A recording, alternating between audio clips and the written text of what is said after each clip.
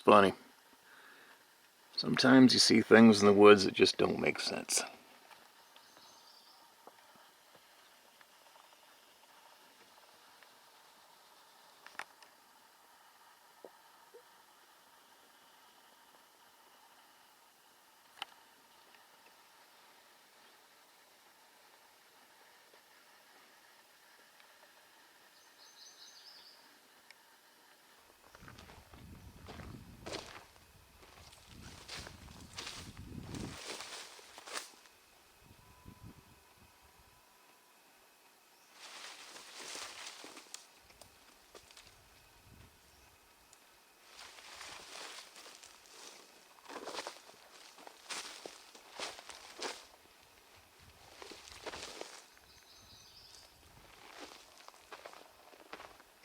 A little odd.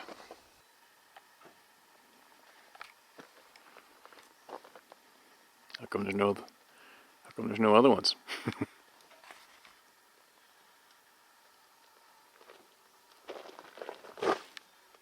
It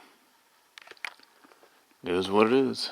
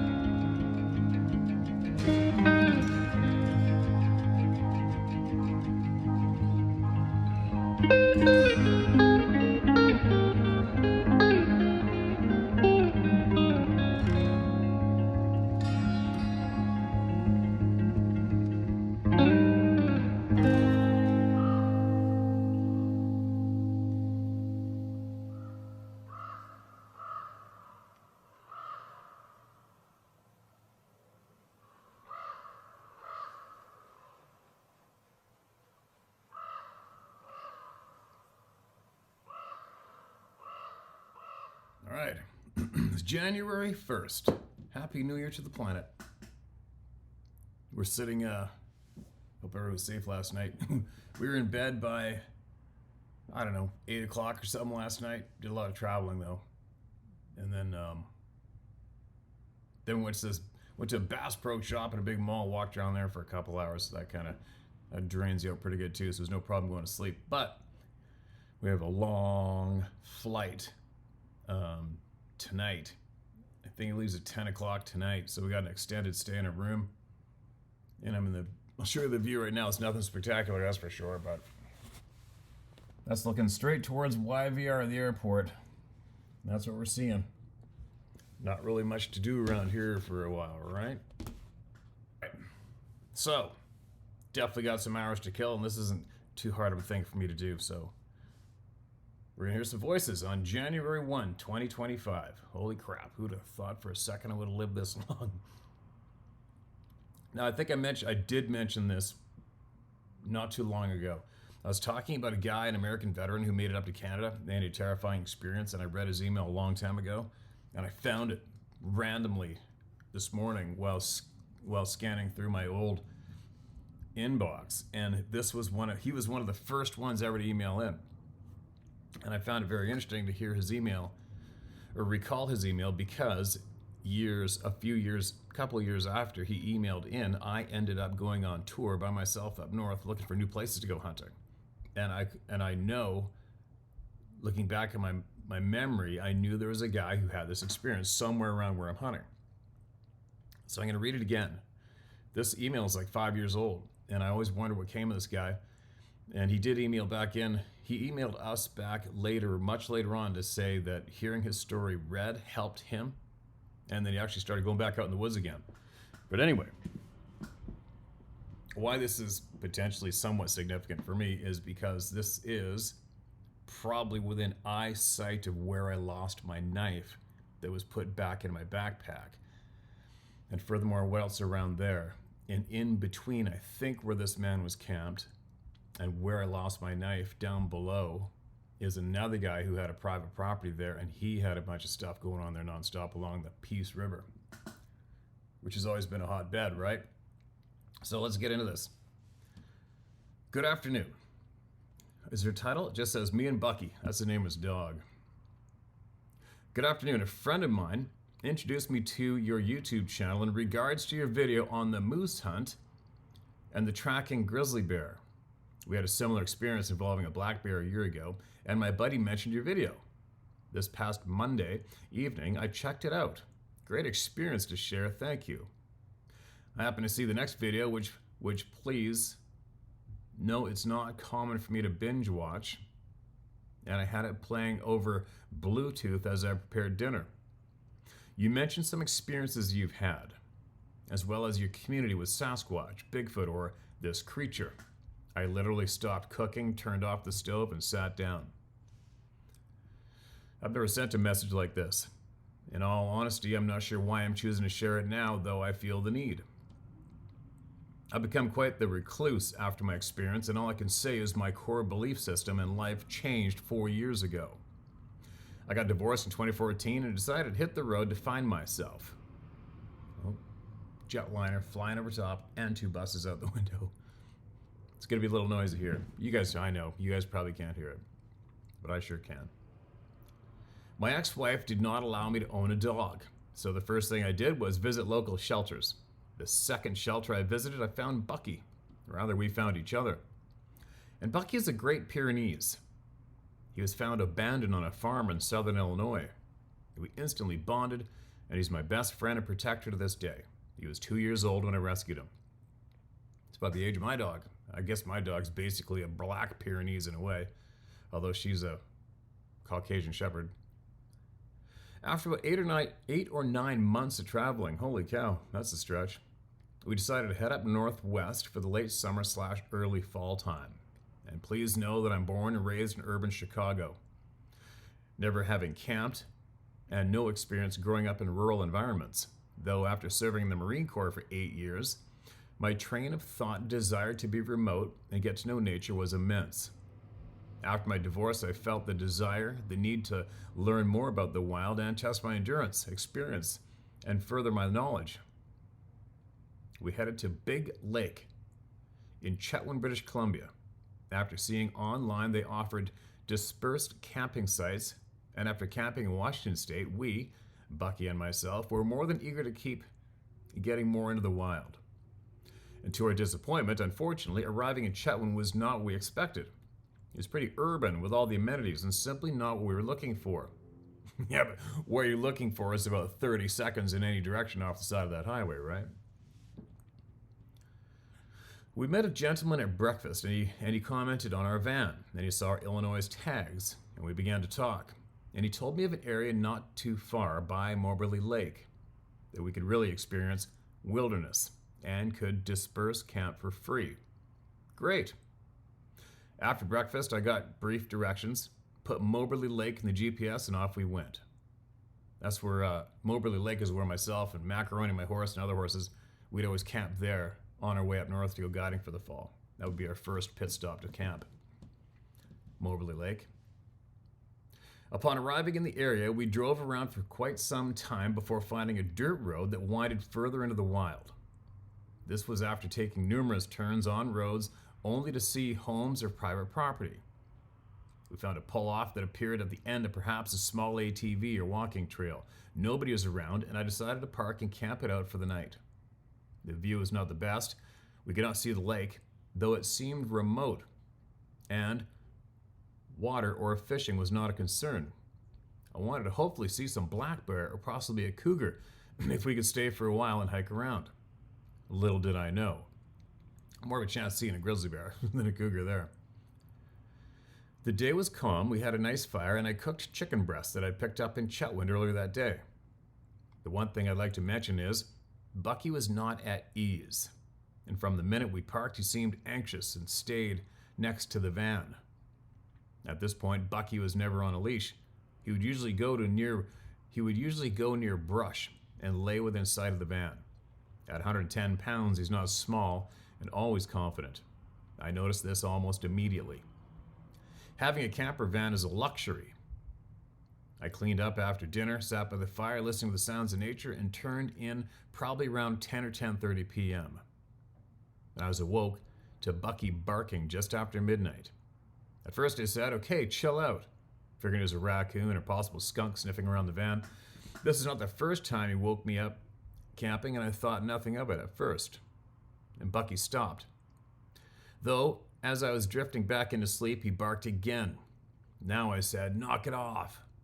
And he sat next to my bed, staring out the window, making a low, almost humming or whining type sound. I'd never heard him do this. Now, what I'm about to share is the truth. I have shivers right now as I write this. I've only shared this with a couple of good friends, and each time we had a couple drinks, and I do not think the sheer gravity and bewilderment of what we went through and witnessed resonated with them. All I can express is what we experienced that night of August 14th, 2015, and it changed my life. I remember I had my foot off the bed on Bucky as he was faintly whining, and I began to fall asleep. Bucky then jumped up like I had never seen and attacked our sliding door. I freaked out. I jumped up and yelled, "What the hell?" And Bucky started to whine and fit under the bed. He cannot fit, nor has he ever tried. He actually managed to get partially under the folding bed with his eyes fixated on the door. All I can think is bear. It's a bear. Honestly, I was scared to shine a light out at first. Instantly, I imagined a large bear being right there the moment I shined the light. I had not experienced a bear at this time, though it was a dream of mine to see one in the wild. Hey bear, I said out loud. My two vent windows were open, as well as two screen windows in the rear of the bed. I reached for my headlamp, and from a kneeling position by the sliding door, I turned on the lamp and shined it outside toward my camping chair and fire pit. Nothing. I was hesitant to open the door. Sure, a bear was probably out there, and now I was a bit freaked out due to Bucky's continued whining and growling. I thought of turning the van on, though was sure would spook the bear, and I would never get a chance to see it. I slowly began shining the light around through all the windows looking for the bear. And after all, I'm in a 3/4-ton camper van. What could happen? And after about 10 minutes, I was awake, excited. I settled down and tried calming Bucky down, even laughing and repeating, "It's okay, probably just a little black bear." And then, wham! Something slammed into the rear of the van. My heart literally skipped a beat. I screamed, "What the F?" I actually screamed, "What the F?" and started scanning all the windows. I was now scared. My shotgun was up top in my roof carrier. I instantly crawled up front to draw my 1911 from underneath my driver's seat. I recall being terrified to open the curtain that exposes the cab, also knowing I left the front windows cracked. I grabbed my sidearm and scurried back to the edge of the bed where Bucky was half under the bed, literally shaking. I now thought it was humans, most likely kids messing with us, and now my fear was turning into anger. "You MFers, I'm armed. Get the F out of here." I was putting jeans on and started to put my boots on when wham! Something else hit the van. This time, the driver's side, and it was loud. My guess is it was a piece of wood. It did not sound like a rock, though it could have been. I did not even lace my boots. I chambered around and tore the privacy curtain open and started my van. I rolled the windows up and hit the lights. The adrenaline pumping through me was crazy. And what I saw next is unexplainable. So much so, it changed my very life to this day and shook me literally to the core of who I am as a man. I turned the lights on and instantly noticed the silhouette of a creature through my driver's side mirror. The creature was huge, literally so large, it bent down to see, I bent down to see its head in the mirror. He was about 3 to 4 feet off the left rear of my van. My rear tail light silhouetted this thing as well. I could not believe what I was looking at and could not move. I was absolutely frozen. And to this day, I've never told this. I began to cry. I was shaking so uncontrollably, I dropped my sidearm onto the floorboard and just began to break down as this thing just stood there completely motionless. I remember the right side of this thing's body was illuminated in red from my taillights, and the arms and upper body were so immense and muscular, it was like a giant silverback gorilla but standing completely erect. I don't recall the eyes, though. I recall the arms, chest, and the thigh. I could make out a frown and a very angry gesture on the face. I honestly believe I was scared to look at this thing's eyes. I could not take my eyes off of it. I could see very deep breathing, but no movement from the creature. I was shaking uncontrollably, and Bucky began to completely flip out, barking out of control. Looking back, this all took place well under a minute's time, though seemed to last 4 minutes. In a moment's time, the creature was gone. It simply turned, and in one stride was into the bush, basically where the trailhead was. I was so shook up, it took me minutes to get composed enough to move. I retrieved my handgun, sat on the floor between the driver's and passenger seats, and after about 15 minutes, as if I was given a pure shot of adrenaline, I jumped up, put the van in gear, and tore out of there. I left all belongings I had outside, never exiting the van. And this is our experience. I believe we experienced that night I believe what we experienced that night to be a Sasquatch now, and it was real. I hope this experience we had may lend truth and comfort to others that may have doubted themselves. Thank you for letting us share Joseph and Bucky. And there you go. So some of you would have heard that before, and a lot of you haven't. And I do recall, and I remember talking to him again since then, and he sent in another email later on saying how much better they're doing after hearing his story shared here. And then I do also remember a bunch of people sniveling. He's in Canada, he's not supposed to have firearms with him. Shut up. Who gives a shit? If he managed to do that to ensure his safety while alive in this lifetime, good on him. It's not that hard to do, right? It's not that hard to do. But he pulled it off. Meaning, if he had something with him to protect him on his journey, and he made it across the border, good for him. We deserve the right to be able to protect ourselves, period, right? But there you go, and that was within eye shot of where I lost my knife, for the curious. Now, it's funny how our brains remember. Some things I remember perfectly, but all these times of remembering his story, I thought I had red eyes and it shook his van. But there's your brain, right? My brain. Then again, I've read so many thousands of emails since. Okay, here's one with pictures. What do we got? It's titled Sasquatch Encounter.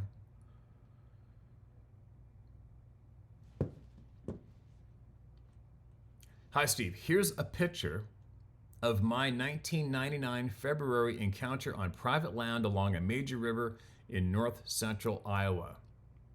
And a picture of a set of prints I ran across in late spring of 1998, just 500 yards from where I shot the Sasquatch picture. Note, my pictures are not blurry or out of focus. I set up camp around 3 p.m., settling in after some grub around 8 p.m. Got to sleep pretty quick, but was woke up a little after 2:30 a.m. to a light tapping noise on my tent that turned out to be a light sleet/snow mix. I woke back up at 4 a.m. and got the fire started for some coffee and heat. A good 3 inches of fresh snow fell with that fine sleet crust underneath. I could hear something of good size cracking through the snow, but it was too far off to pinpoint. Finished up morning chow around 7 a.m., grabbed my rifle, camera, and some provisions. I shoot all vintage battle rifles. This particular one is a 63 Dragunov SVD 7.62 by 54. I'd only been hiking up the trail about an hour when I heard something smashing through the pines to my left, about 60 yards away. My target was coyote that day, but I knew this was no coyote. I took another 8 to 10 steps when this horrible odor cut through the cold air, and I no more let the word F leave my mouth when he walked out of the pines onto the trail. Stopped, looked right at me for 15 to 20 seconds. And just as he started to cross over into the thicket, I got this picture. I want to point out that this is private property and no one is allowed on this 500 acres. Fresh snow with only a few rabbit and deer tracks were visible. Most all, quote, researcher groups, end quote, say Iowa doesn't have enough dense wilderness to support an animal this size. Not an animal, dumbasses. Well, they are wrong. I've had all 3 of my close encounters right in this area. I still spot them. I believe there's 2, down next to the sandbars and deep in the pines. The rocks that are pictured were left on the hood of my truck 2 weeks ago while I was late night fishing in the same area. Any help identifying these would be gratefully appreciated. It looks like a stone toy. A ball and a cup? Thank you for what you're doing, Steve. Giving us a voice. All right, so we've got a few pictures, but I don't think, I'm guessing one's okay. The exposure, maybe I could, I'll put them on in the video and I'll try to mess with them and see if I can change the brightness or not and pick up which one's got the photo, which one's got the footprints. And then, but what's this one? I haven't a clue what this photo is. You said it's clear, but what are we looking at? I haven't a clue. I can see the rocks, obviously the knife, but I don't know what I'm looking at with this photo, you guys. Do you guys have a clue? I don't know. If you're still here with us, following the channel, let us know what this photo is right here. Don't know. But there you go. There's the stones. And give us an update of what's going on in your property or where you hunt. If stuff's still going on, let me save these into my album here so I can put them into the video. Hold on, you guys. 1 second. Come on, stupid phones. One more. And all the photos are saved, put in the video. There we go. All right, gotcha. Let's see if he emails back and fully explains what that one photo was, right? Unless somebody else, one of you guys can see what we're looking at, because I can't see it. I can't recognize anything in it. Well, there you go. Welcome to the club. Another member. This next email is titled, I heard him breathing behind me through the trailer screen window. All right. Greetings from Spain. Oh, holy shit. I want to begin by saying that I'm a hunter, a fisher, a logger, and a rancher with a degree in forestry from NAU. So I have spent my entire life in the woods, and I waited 15 years to tell my experience to anyone. Then, 5 years to tell it to anyone else. The person that I told first was actually my grandfather. I believe him to be a lot like yours after hearing you talk about your grandfather. He was a World War II vet and lived and worked as a rancher, a logger, and a hunter his whole life. He was the only one with me that night. Uh-oh. Things still working? Yeah, sorry. Sorry.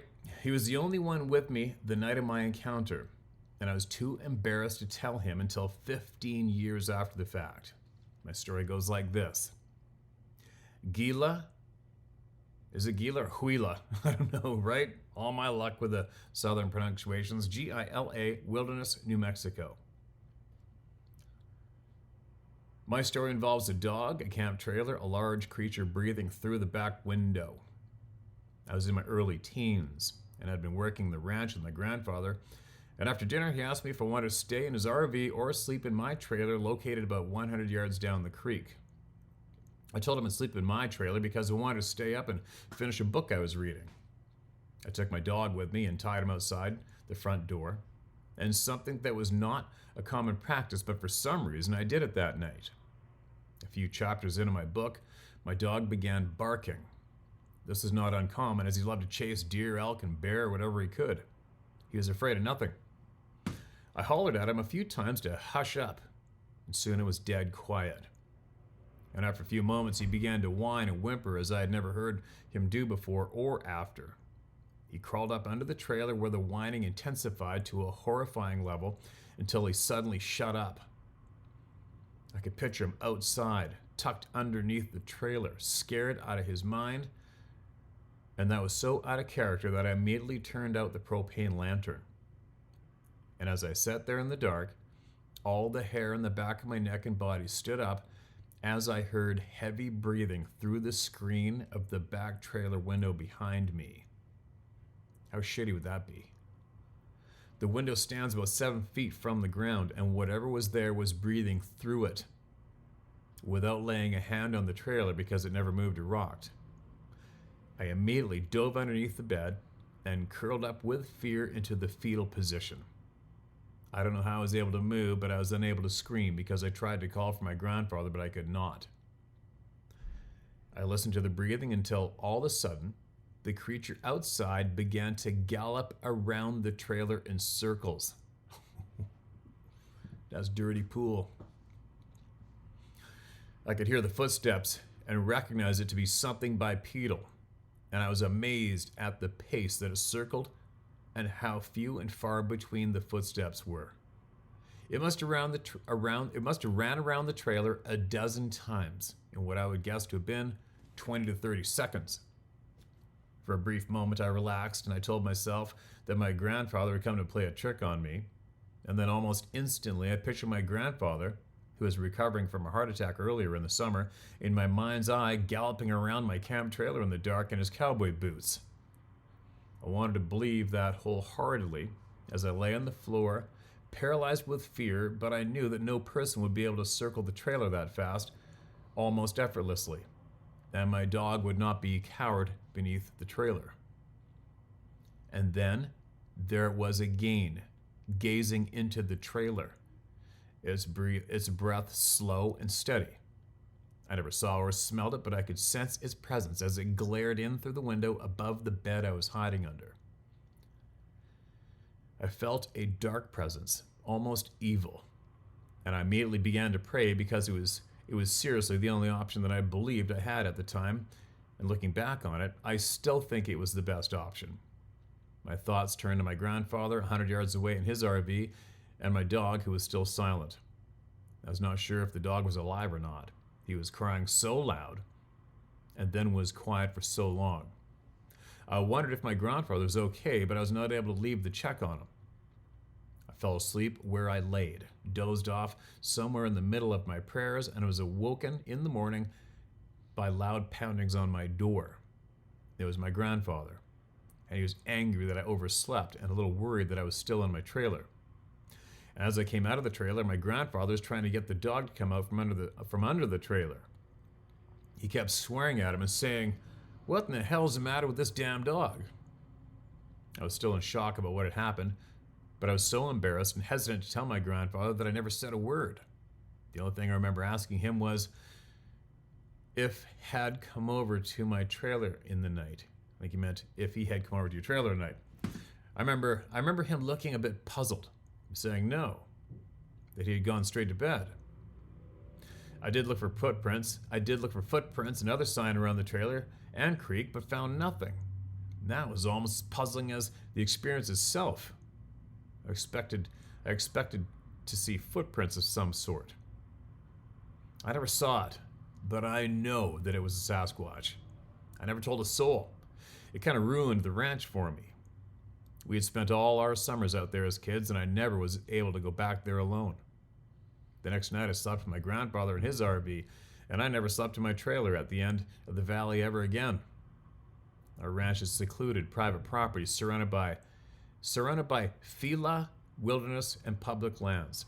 It's Fila, Fila, wilderness, and public lands, but very remote with no public access. It has a Native American burial site to the southeast, several ruins, and a ceremonial site directly above the camp. There is one road into the ranch. It is private with 7 gates and 2 water crossings.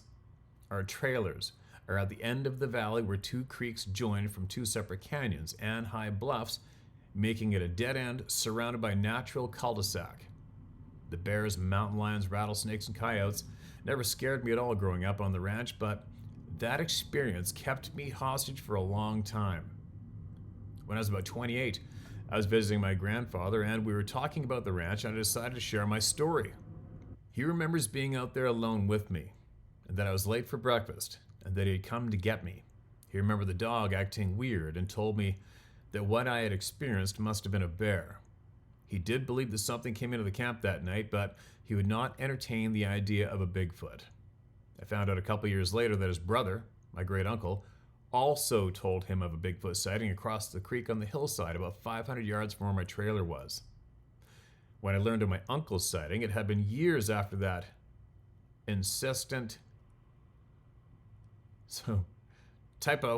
It had been years after the incident, and my uncle had passed away, so I couldn't ask him about it. But my grandfather made it sound like his brother was crazy, and I wonder if I had told him of my experience the same day, if he would found both accounts more credible. But I don't care.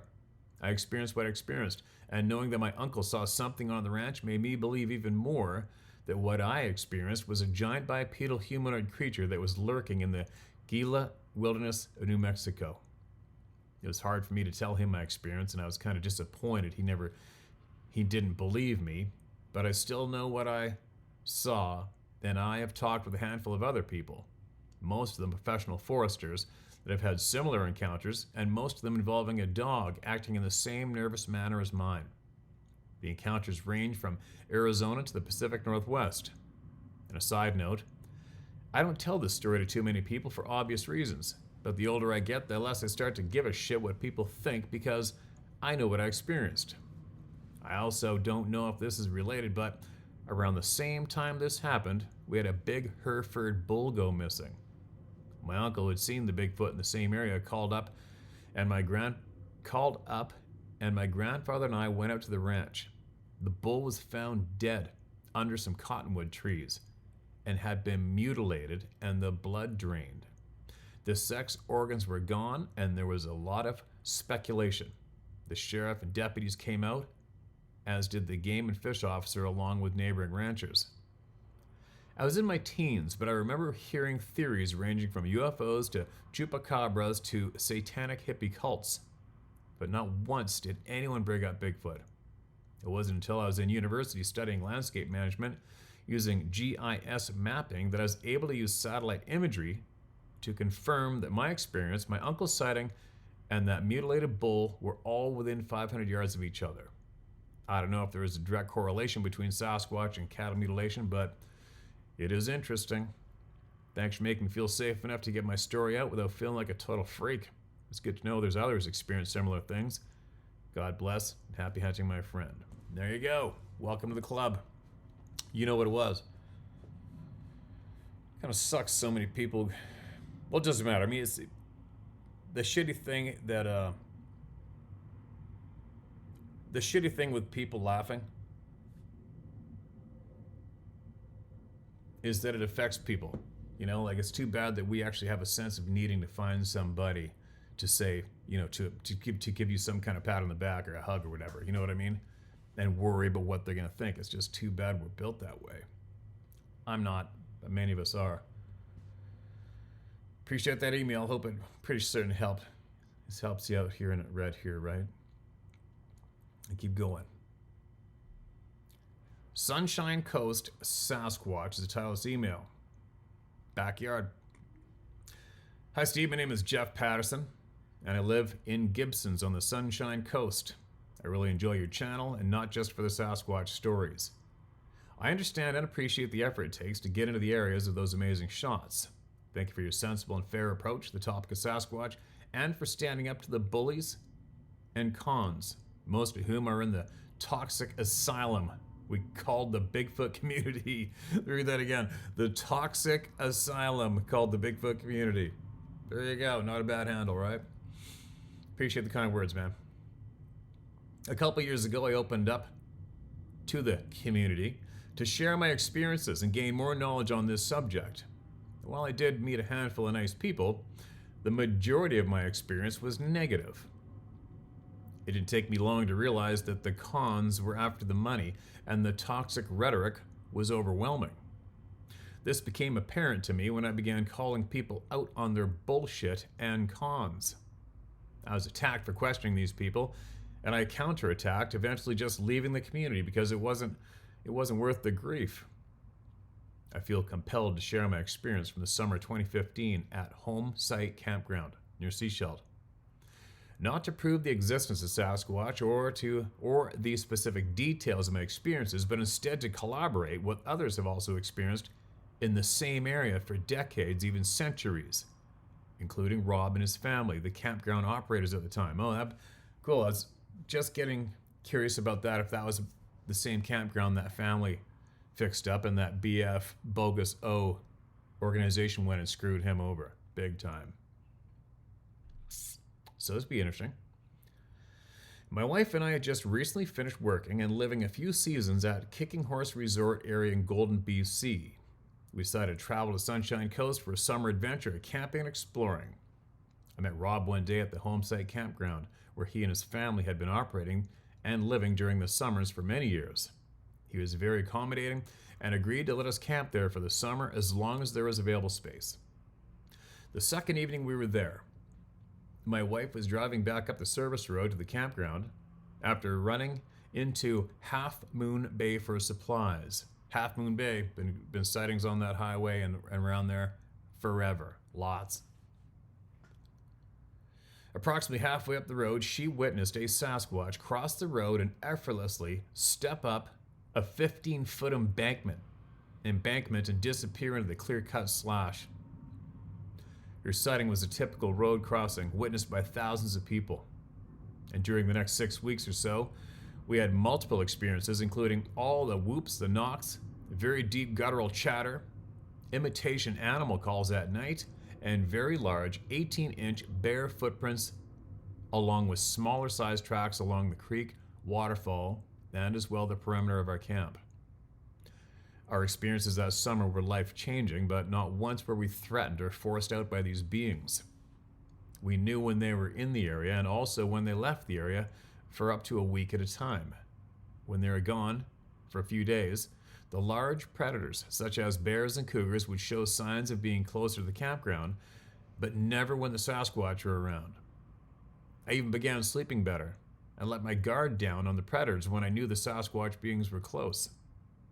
The stories that Rob and his family shared with us were unbelievable. But after my experiences in the last couple of years, I totally understand. I can attest to the way Rob, his wife, and children were treated. Constantly being bullied by the government, multiple local authorities, and as well a few local community members. You're already aware of the way the You're already aware of the way the bullshit Bigfoot community treated them, especially Money Effer and company. I believe people treated them so awful, mostly because their outspoken honesty of their amazing experiences living in the presence of the Sasquatch beings. This family definitely didn't deserve to literally have everything taken away and forced from their homes and community. My wife and I now live here on the coast, but I don't go searching for Sasquatch. Sometimes we will visit the campground when it's closed, and I can tell when the Sasquatch beings have been around, usually from the multiple sized bare footprints through the rainforest and creeks. As the late Dr. John Bendernagel stated, tracks are facts. I understand the Sasquatch people much better now, and I will always respect their space. It's unfortunate that so many people are traumatized by their experiences with these beings, but I really believe it's so important to get back into the wild. It's like getting back on a horse that bucked you off. I believe the forest is where we came from and where we belong. I'm now on federal disability pension, and I understand the stigma and challenge of being accepted by society. I try to immerse myself as much as possible into the wild now because it's the one place where everything makes sense, where I find the most purpose in life. I get it. Here's a special story. A lady of the Squamish Nation who's married to a man from the Sechelt Nation. She shared this with my wife and I after asking her why so many people discount, discredit, and even attack other people for sharing their Sasquatch experiences.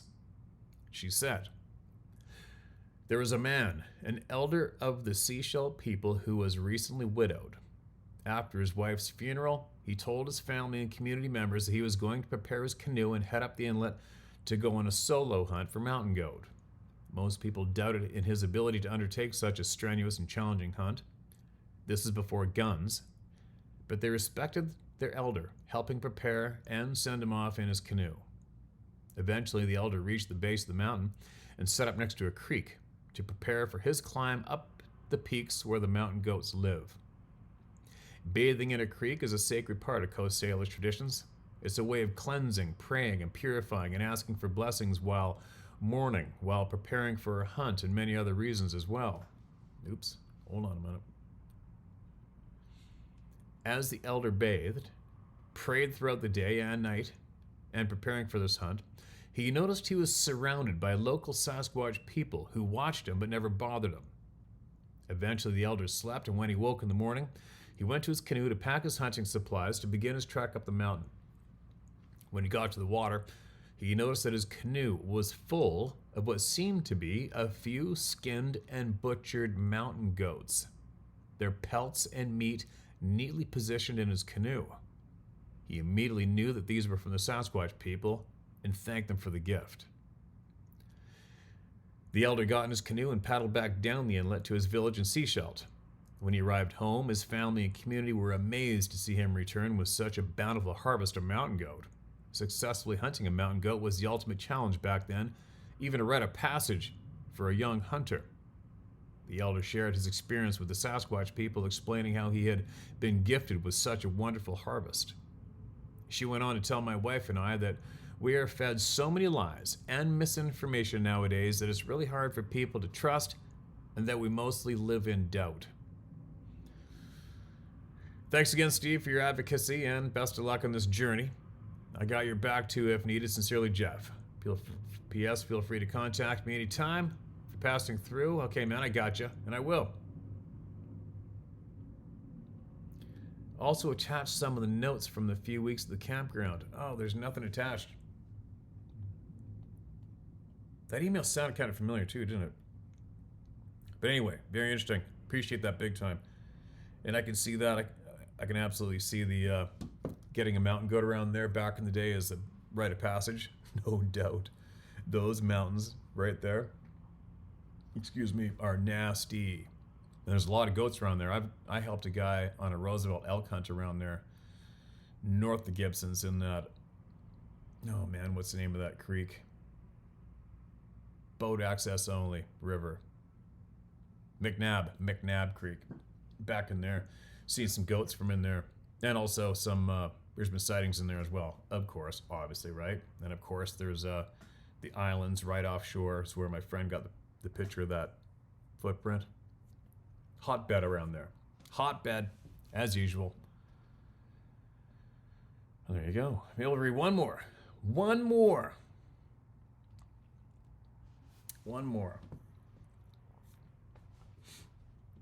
My Bigfoot encounters. Hey Steve, I watch your channel for a while now, and it's not that I want to hear my stories on YouTube. I just want to get these off my chest. Share them if you want. I grew up in northern New Brunswick, Canada, pretty much in the middle of nowhere. First sign I ever found, I was out riding on my old dirt bike in the mountains way before the internet was a thing, and I randomly stopped on the trail just to take a look around, check for some game trails. So I looked down, and there's what I thought was an overly large bear track. I could fit a size 8 boot at the time inside of it. I thought to myself, that's one crazy big bear. And then I noticed the second track was a good 7 feet apart. I shit you not. When I got home, I told my grandmother about it, and she just told me very sternly, you stay out of them woods. Her English was a little broken because she was Native American. My second encounter I had, I can't tell you for 100% it was a Bigfoot, but I will tell you when I walked down the gulch towards the stream, I heard one of the loudest splashes I've ever heard in my life. I just noticed something very large and black. I know it wasn't a bear. Oops. Hold on a minute, you guys. Screwed up again. Shit. Lost my spot. As the hair on my neck and arms stood on end, I just unloaded my shotgun to show I wasn't trying to be a threat to whatever this was. What good would birdshot do anyway? I backed up a few feet, then walked slowly out of the gulch, saying, I'm leaving, just trying to get home. This thing had followed me more than 2 miles through the woods. Tree shakes, bushes snapping, the whole damn way. Effing terrifying. I know this wasn't a bear following me. They simply don't do this. And any other predator would just have attacked rather than follow. I've hunted since and been in the woods since, but I still wish this never happened. I'm just constantly on edge. Yeah, I don't speak much about it, but people can be assholes who just want to knock on you. But hey, thanks for listening and letting me get this off my chest. Garnet, no problem, man. You found your people. And you're not the only one, obviously. It's funny how many people, every time you hear somebody's, the being paralleled in the woods thing, and how they thought maybe at first it might have been a bear. People tell them it's a bear. It's no bear. One time I was bow hunting in Vancouver Brown by myself, walking down it might have been a power line road, but there's thick bush all around, a little bit of trees on the right hand side, so it was a bit of willow and blackberry bush on my right, maybe 5-6 feet tall, that you couldn't see into or through, and then forest on the other side of that. And I was walking absolutely dead quiet on the dirt part of that old deactivated road with my bow. No wind, no nothing. I just thought I heard something. I thought I heard something in that bush beside me, like right beside me. And I'm listening. And I move up a little bit, and then I know I heard a little twig snap. But we're talking,